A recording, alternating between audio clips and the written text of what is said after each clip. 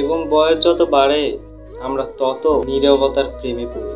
দূরে গিয়ে একটা হই হুট্টো কলের থেকে গোপন জীবনযাপন করতে ভালোবাসতে শিখি।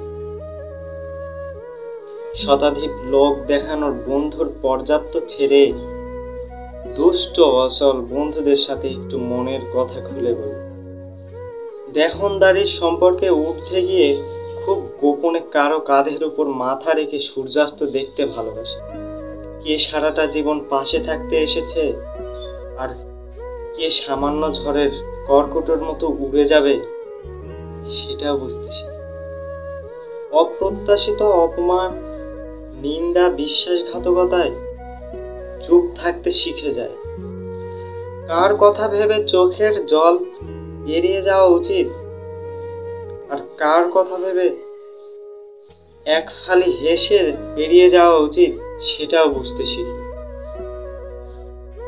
আসলে জীবনের এই লম্বা সফরে আমরা প্রত্যেকটা একটা ট্রেনের যাত্রী ভাই হয়ে উঠি।